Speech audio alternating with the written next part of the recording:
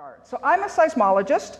I was stationed at Caltech, but working for the federal government for most of my career. I completed my federal service a couple of years ago and have moved into a freer space to really engage in collaborations across a variety of disciplines. The reason, and you might wonder why you've got a seismologist at a flood conference. I sometimes do myself. But in fact, in my time at the USG, as about 10 years ago, I was asked to propose a pilot project for interdisciplinary work across the USGS. We have seismologists, we have volcanologists, we have flood people, we have all these different hazard scientists. And I said, great, why are we working together? I said, we need to be interdisciplinary. You know, that's a process, not a goal. Do we have a goal? Be interdisciplinary. So I said, how about a goal that we demonstrate how hazard science can improve a community's resilience to natural disasters? This is actually back in 2006. And they were like, fine, just make it interdisciplinary. So we put together this proposal, and I said, it has to be in Southern California if you want me to do it, because that's where I know all these people. And that was, they would notice that I'd already been talking to people outside my field, and they realized how odd I was that way. So we created the proposal, and it was going to go through the way government proposals do. You put in the proposal, you get rejected, you put it in, you get rejected, you modify it. You know, maybe 5 years into the process, you actually get funded. And that was everybody's expectation. But we sent it in, and it went to the Office of Management and Budget 1 week before Katrina hit. And so here we had an administration rather concerned about looking like they weren't doing a really good job with hazards. And here was a proposal about applying science to improve resilience. And I actually got funded in the first year, which surprised everybody, including me. What we did, too, another really unusual thing that we did is we started off by saying, we met with stakeholders and said, what do you want from science that you're not getting? And we actually got a very clear message. We want scenarios. We know we need to prepare for a big earthquake, and we don't know what we're preparing for. And actually, my first response was, damn, why did I say I'd do whatever they wanted? That sounds so boring, just putting up the scenario. In fact, it turned out to be a really interesting place of science, recognizing we thought we knew what was going to be happening, but going from what you publish in a journal to what actually can be used, this isn't going to surprise people in this room who are actually flood managers. In fact, what we do in the research realm often doesn't quite make it to what's needing to be used. And we ended up having to do a lot of science to come up with the results that actually could be used. And where I thought I was walking away from such research careers at the end of 5 years, I actually had 40 new publications. So it turned out to be very different than what I thought. These are showing you our three big integrated comprehensive scenarios. We did one about earthquakes, one about floods, one about tsunamis. All of them in California, because that's where the scientists that we had. And we tried very hard to make them integrated. Here's an example, and we have sort of a difference on aspect ratios, so I hope this comes through. We didn't just say, okay, here's the engineering, and I'm going to get a flood model, and I'm going to put it out through an economics model. We tried to get the actual scientists, really cutting-edge research on all of the different stages. And to go from saying we know we have a flood to what's going to happen in society requires a lot of different expertise if you really are trying to pull it together. So we did this integrating with multiple expertise across each of them. We did it 3 times, and this is, all right, so I just downloaded this because I was just told where to find it. It's not as good as it could be. So in California, you may not know it, we actually have devastating floods. The worst disaster in the history of California was a flood in 1861-62 that actually bankrupted the state. Destroyed 1/3 of the taxable land, changed our industry from ranching to farming after 200,000 head of cattle drowned. It was part of the beginning of the end of the mining industry because all of the mining equipment got washed out of the mountains and probably several thousand Chinese miners got killed. It was a devastating event. Most Californians don't know it happened because it's really easy to forget floods. Who's afraid of the rain? Our emotional issues about water keep us from seeing them as this really huge issue. On the other side, at the other extreme, tsunamis have become one of our biggest fears. because we saw what happened in Sumatra and in 2004 and in Japan in 2011. So we tried to find the worst tsunami that we could get for California. We struggled to make it very bad. We finally came up with this event. We basically took the Japanese event and put it in Alaska. On the left, you're seeing what are the warning messages that will be coming out. We're showing where the waves would be propagating out, and then coming in and what happens to California. We couldn't get a very bad tsunami. We struggled. We wanted to wipe out the port of LA. You know, they were waiting for us to tell us what to do. Could not do it. You'll see as it comes on down here, we actually just couldn't get strong waves into the port because of the bend in the coastline. And this is another issue. The flip side of a normalization bias that makes us forget the floods makes us overemphasize the most recent disasters. And what has happened in Sumatra and Japan made everybody convinced that it was going to be really awful.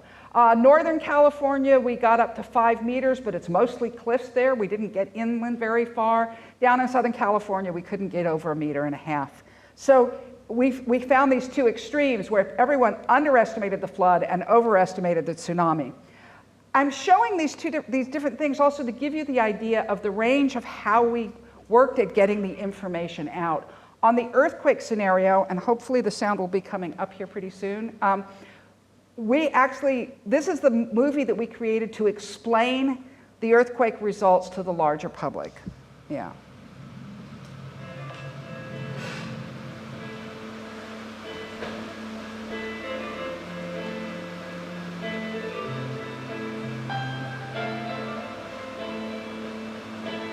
It's a sunny morning in Southern California. Across the region, 7.5 million people are busy at work. Several 100,000 of them are commuting to jobs in different counties, far from where they live.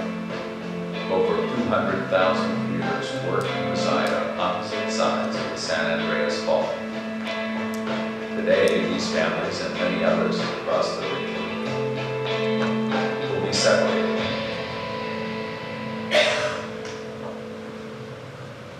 1,800 people will die. 53,000 people will be injured. And $213 billion in damage will occur. It's 10 a.m. The largest earthquake to hit Southern California in modern times has just begun. Some people react appropriately, others don't. In the intense shaking, nearly 1,500 buildings collapse.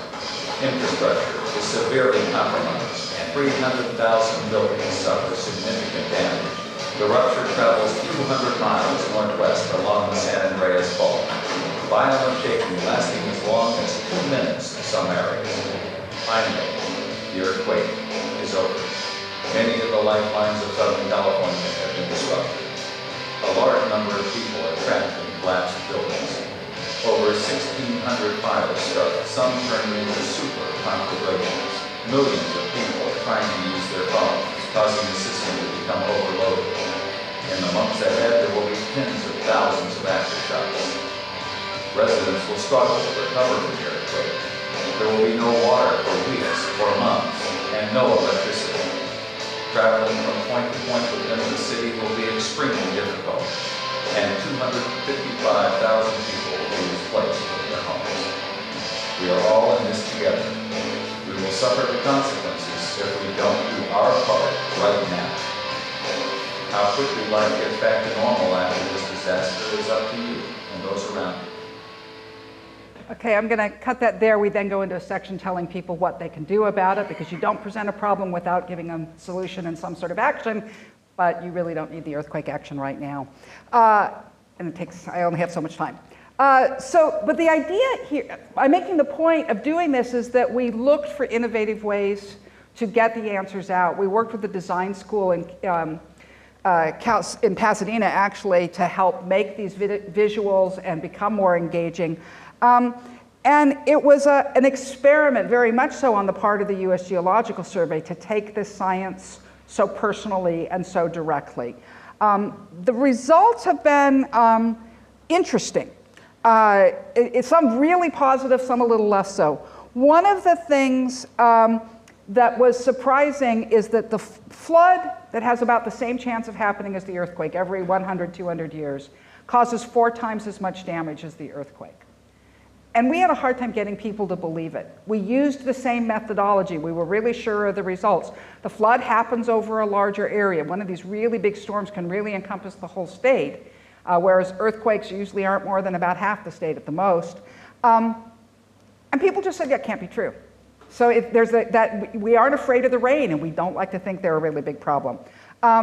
We were also able to find that they didn't just not believe it, they weren't willing to believe that the risk that it wasn't just they didn't like the final numbers, they didn't believe the risk would happen at all. And I think it's partly because they had experience with floods and thought they could do it, whereas earthquakes they tended to have less experience with. The other thing we found out is the results were, here's what could happen. And we generally could get the emergency managers to say, okay, let's get ready to respond. Getting people to say, what do we do to prevent it? How do we mitigate it? That was a much, much tougher thing to do. And we ended up finding it happened really only at the local level, that the state was just a bit too big to get the emotional engagement to go forward on this. I'm now going to go back to my comfort zone as a seismologist and tell you about where that came forward, because we ended up in a really interesting place. As I said, we were struggling to get people to connect with it, and then I got the opportunity to meet our new mayor, Mayor Eric Garcetti, right after he was elected. I had the opportunity to go meet with him, and I actually went in there going to tell him about some activity in San Francisco and see if I could use a bit of city rivalry to get things pushed going forward in LA. They've already been working on their soft first story buildings. And I found someone who was really engaged, and I'll just say right now, one of my lessons is a strong local leader can make all the difference in the world. This would not have happened without Eric Garcetti. And when we really want to get resilience done, getting a local advocate within the local government system, I think, is actually critical. We took a very innovative approach where we actually developed a partnership, officially a partnership between the USGS and the City of Los Angeles, where I was detailed to work with them for a year. I spent a year in LA City Hall, but I did not work for them. The USGS continued to pay my salary. And that was a really critical difference because I was there as the impartial science. I was the credibility plug for them. In Los Angeles, I am often around after earthquakes. I've been on TV a lot because of that.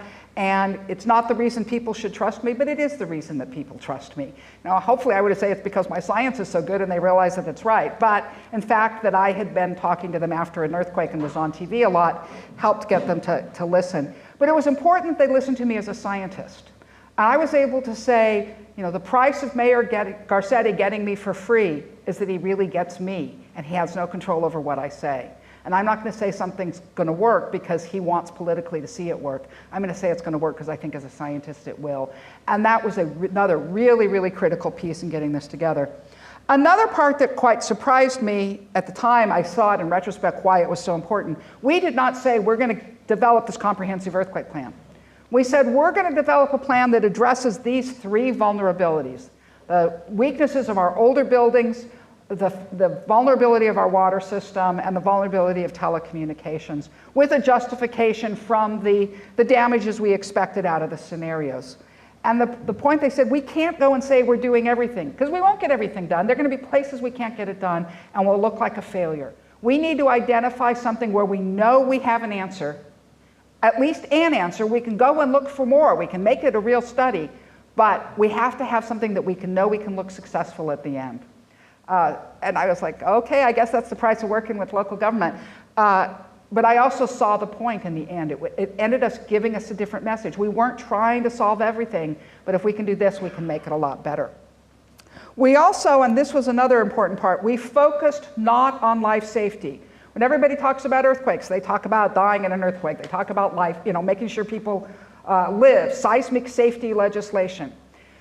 The problem is we probably aren't going to die in an earthquake. Our worst earthquake, Northridge, that caused $40 billion in losses, killed 35 people. Overwhelmingly, you're not going to die. Your chances of living through the earthquake are extremely high. Your chances of being bankrupted by the earthquake are also extremely high. And by focusing on the issue of money, we were helping to diffuse some of the emotional things that make knee-jerk reactions go on. So we talked about urban disaster resilience and defined it as a city that still functions after the earthquake. And that when we're looking at these big catastrophic events, that's really our standard. And then we said, what does it mean to have a city that works? Well, a city is a system of systems. We start by putting in pipes in the ground, water and sewer. And on top of those pipes and that water system, we build the houses that we live in, we build the buildings that we work in, we develop our manufacturing plants and our energy system and our transportation system and our communication system. And all of those systems are there to support people. Those systems need to function well enough that people can stay. And that was one of the core issues we're looking at. So we defined our set of critical infrastructure, which involved our power utilities, our water, our communication systems, and our buildings. We needed these to be working well enough to build the systems of an active city, our transportation, our banking, our schools, all of the things that make life work. And we weren't saying we needed to make them all work well. No, if, for instance, if we lose a bunch of office buildings, but we still have internet, people can telecommute and won't necessarily have to leave. When we lose water, notice I say when, not if, it's our biggest vulnerability. When we lose water, but if we still have adequate transportation, FEMA's got major plans for bringing in drinking water. And it'll get us through for a while. But if it's so badly damaged we can't get it back for a long time, we're losing people again. I mean, how many people will be willing to stay when they haven't had a shower in a month? And their neighbor hasn't had a shower in a month, right? And we think at that point, people will tolerate it and take FEMA, water deliveries for a few days. It's not going to go on forever and keep them there. So, and when I talked about this with the community, because I came into the mayor's office and I worked with them, but I did 130 public meetings in the time that I was there in the office in 10 months. And the Building Owners and Management Association, the Central City Association, the Urban Land Institute, all of the various big players, a lot of the business industry. And talking about economy, I pointed out what happened to Katrina. I don't know if you've ever seen this. This is just the GDP of Nashville, which is a few hundred miles away from New Orleans, and the GDP of New Orleans through the time of Hurricane Katrina. There were $80 billion in direct losses at the time of Katrina, but if you just say New Orleans should have been able to keep up with Nashville, you lose $105 billion in the next 7 years through lost GDP. And of course, what that loss is really people. I mean, the societal impacts, when we talk about money, we really are talking about people, and we're talking about people who get traumatized by the earthquake. They lose a lot, they have to cope with that, but they also lose the certainty of life. So what is our concern? Again, it's back to, do we keep people in place? And that monetary loss in New Orleans is a people loss. They have permanently lost about a third of their population. And this is an issue for us. The only times Los Angeles ever lost population were the 2 years after the 1971 earthquake and the 2 years after the 94 earthquake. So people do get scared and leave, and those were relatively small earthquakes that didn't do that much damage. The big one is going to be different. The process worked. I could spend a lot longer than this talking about what happened. We ended up coming up with a report that we called Resilience by Design. I assume many of you know about the book Disasters by Design by Dennis Moletti, which is about floodplain issues and how we have designed for disasters in this. So we were doing a takeoff on that. We had major goals that came in within this. There's no point in going through the details, but one point of it, 15,000 privately owned buildings are mandated to be retrofitted at the owner's own cost. In the rent-controlled buildings, they can only pass half of the money back to their tenants, half of the cost back to their tenants. And we had the apartment owners of Greater Los Angeles and the Building Owners and Management Association standing with us and saying, yes, we agree with the mayor doing this, even though it's their pockets that we're having to pay for this. Because we had convinced them, yes, you have to pay, but if your neighbors don't do this, that's going to hurt you. One of the things we found is people didn't believe their own buildings were that vulnerable, but they knew their neighbors' buildings were vulnerable. It's part of that, every child's above average idea.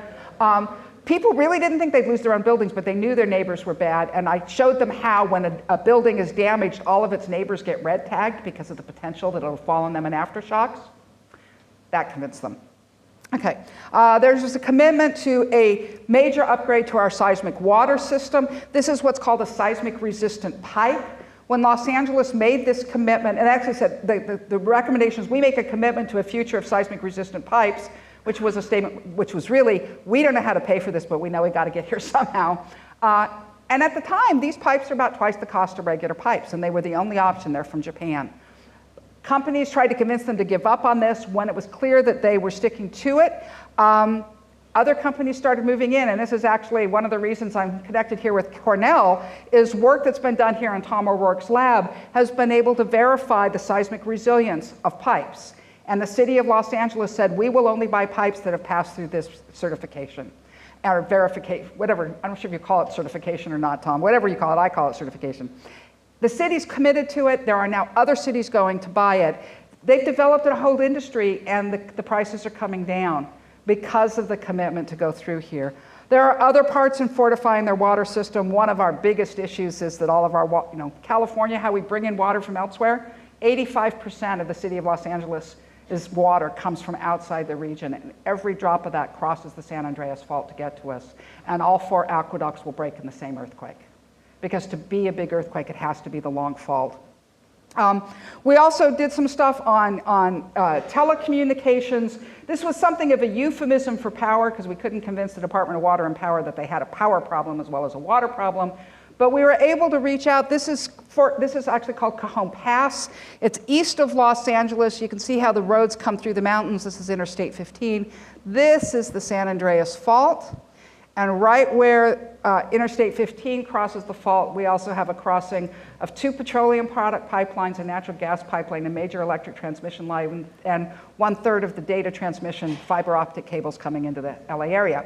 They're all going to break at the same moment. The fire will be set off by the pipelines, and guess what? We aren't going to be able to get in and fix anything else. Oh, and the railway from the Port of Los Angeles, bringing 40% of the imports to the United States come into that port of Los Angeles and Long Beach, and go out in railway lines that cross the fault. We have got them talking together. There's now an ongoing process, and this was driven by the mayor going out and reaching out and getting the people there, trying to work towards solutions to this problem. And it worked. Every element that required a city council ordinance ended up passing unanimously because we'd already gotten everybody on board and there was nobody opposing it when we got up to it. And it's now spreading beyond Los Angeles. So Los Angeles is one of 192 cities in the 6 counties of Southern California, about 20 million people. The Southern California Association of Governments approached me. This is partly one of the reasons I completed my federal service and formed this nonprofit, was to be able to partner with SCAG and take this information through. We've developed a process where we are actually interacting with the cities, me and then several people on the non-technical side, more on community engagement and emergency management or just business resilience planning, helping cities understand what they're facing, and it's working. We now have 3 cities, including Los Angeles, Santa Monica, and West Hollywood, that have completely passed their retrofitting legislation, this mandatory retrofitting of the buildings.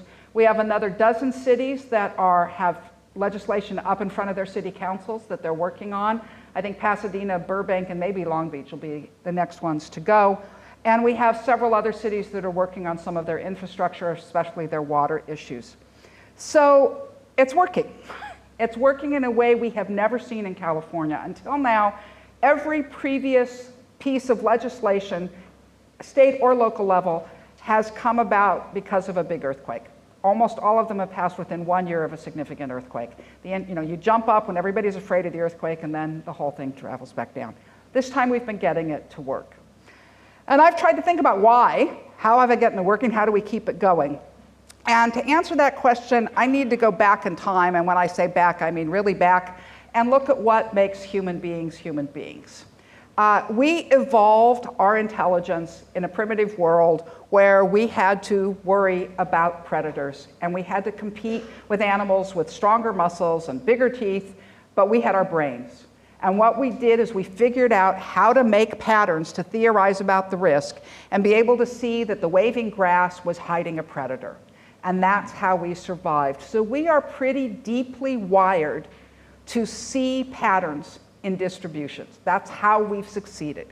And it's been a really important tool. For instance, when you make the pattern and the correlation between the mushrooms you've just eaten and the gastrointestinal distress that you're suffering, we are able to survive and do a better job because we can make those patterns. The problem, of course, is that we find patterns even when they don't exist, right? We form patterns in stars, and we form patterns in disasters. In fact, even the word disaster, have you ever thought about where the word disaster comes from? It means ill-starred. It comes from our belief that your fate is written in the stars, and you get hit by something like this because fate has decreed it.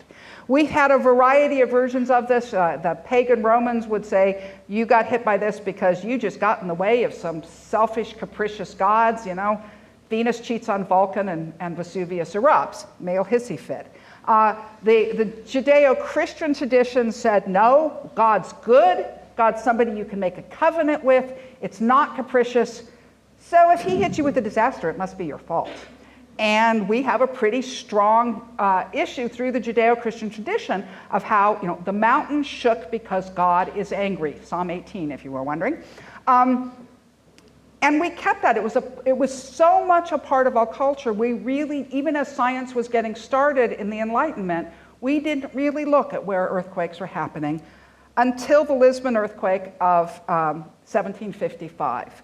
There was a magnitude 7.5 in Lisbon. Most people aren't aware that Europe even is capable of an earthquake that big. It happened offshore as part of the system that's moving Africa up into Europe. It caused a huge tsunami. It also happened on the morning of All Saints' Day at the height of the biggest mass of the morning. So it was at 9:40 in the morning. All the candles were lit. The churches were packed.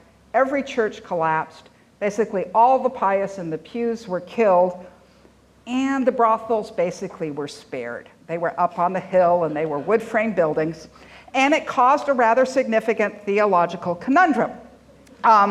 There were various responses to it.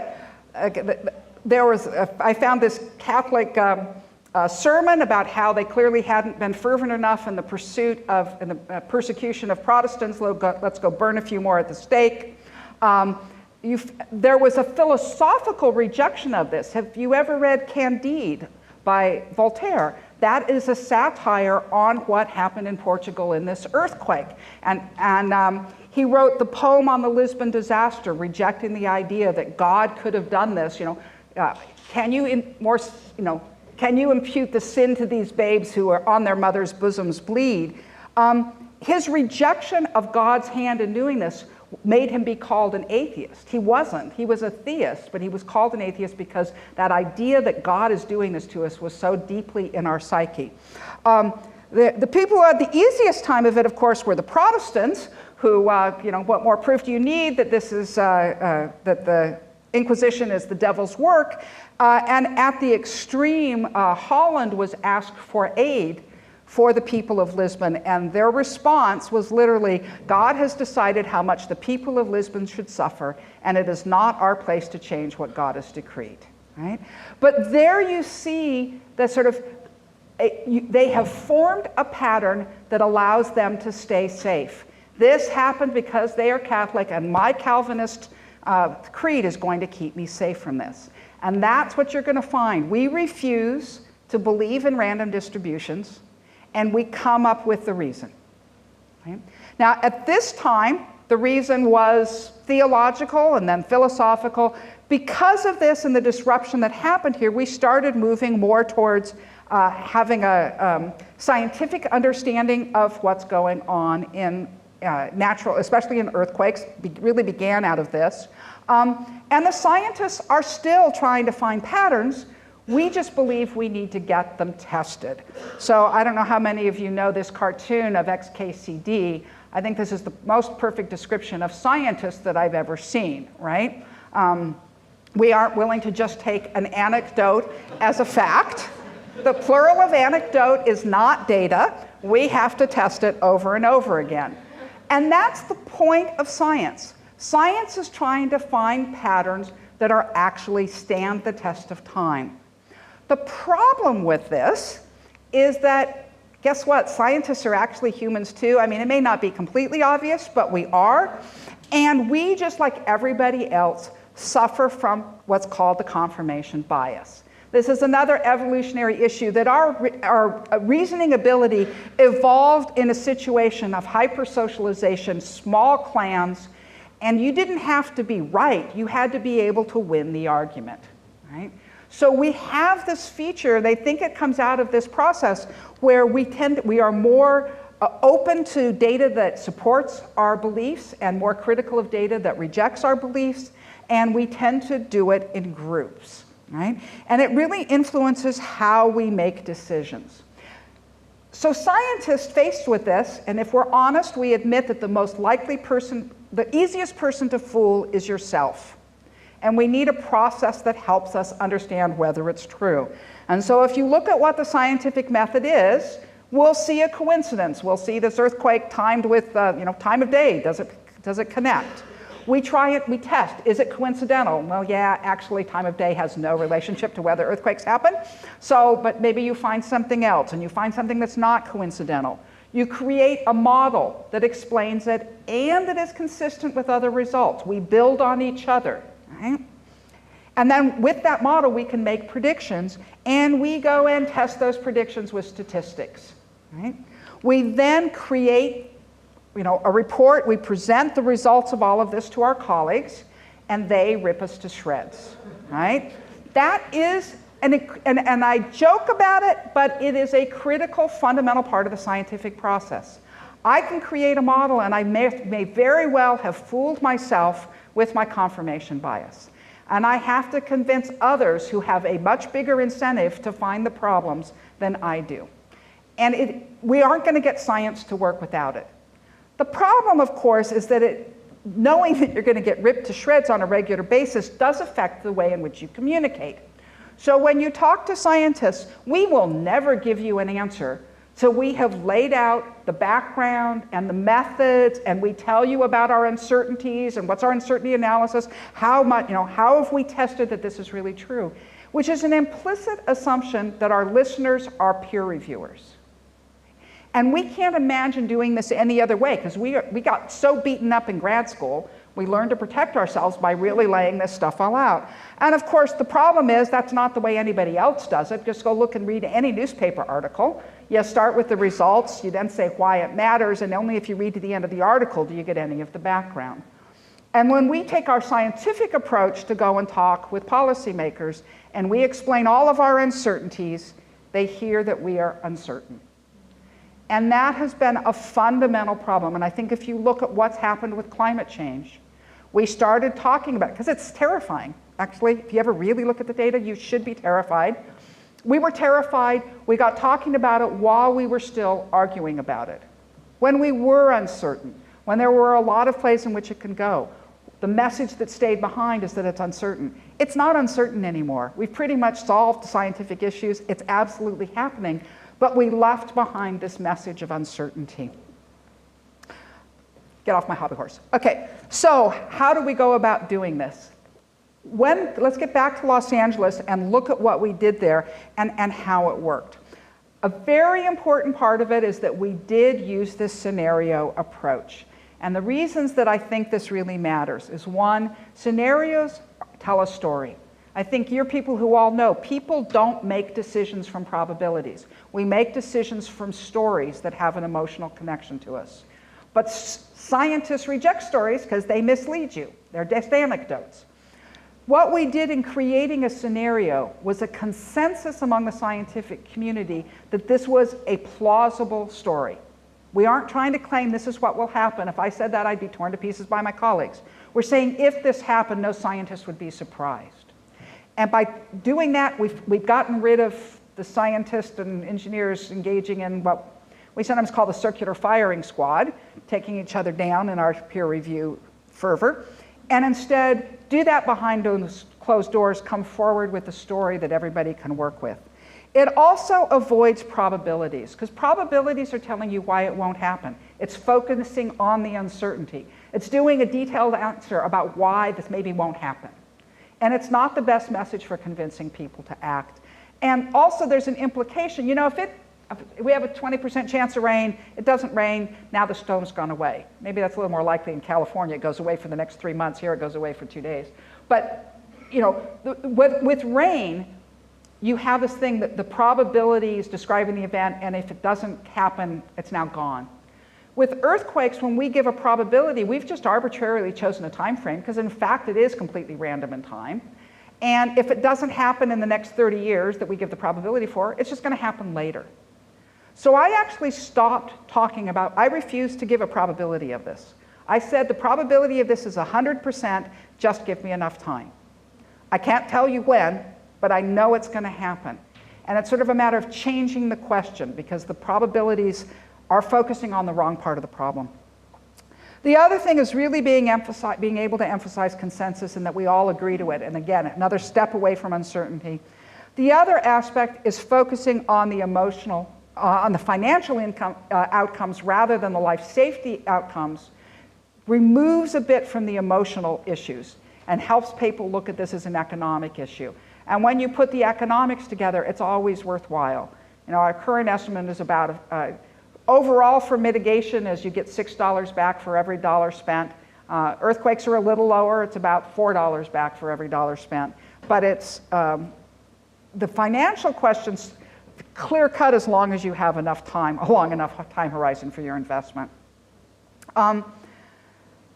The other part that was really critical was the credibility of the science. What I brought was an independent source saying this is really likely to happen. And that was a critical part, but I might have been the credibility, but it's mayors that get things done. And it's Mayor Garcetti who had to act. And that, I think, is actually one of the really important pieces that happened, was to do this closely while keeping them separate. I like that my job was to make sure the mayor understood the consequence of his decisions, but it was still his job to make the decision. Nobody had elected me to make this policy decision for the state. And this is a difficult line for the scientists. We're also citizens. I looked at the data and I sure had an opinion about what I wanted the mayor to do. If I just go and jump to that and say, this is what you should do because of my understanding of the science, I'm taking away your decision-making capability. And really what I have uniquely is the information. I don't have the unique opinion. And so by being able to make it really clear what was the science and leave the decisions to him, the whole thing became a whole lot more credible. The other aspect, I said I had 130 meetings. By bringing in all of these people, I went through meetings like this of various sizes, the whole time, and listened. I didn't come in and say, here's the problem, here's what we need to do. I said, here's the problem, what do you think we should do? And their answer might be ludicrous, but I would need to go, well, the problem with that would be this other part that you haven't looked at, rather than saying, oh, why are you such an idiot? Even occasionally it was tempting. And then the stakeholders, when we got the result, they could see their own fingerprints in it, and they had ownership. They were part of making up the policy. They supported it. The Building Owners and Management Association are the ones who really had to pay out a lot of money on this. But we met with them repeatedly through the process, and the eventual legislation, can we have 30 years instead of 25 to get it done? And I was like, sure, why not? As long as we get you started, who knows when the earthquake's going to happen? And they came up with some innovative ideas about how to do some of the financing around it that were important. And so when it got put forward, they could see their fingerprints. They didn't get off the hook, but they were part of it, and it really changed the outcome. And then the other part, relationships matter. This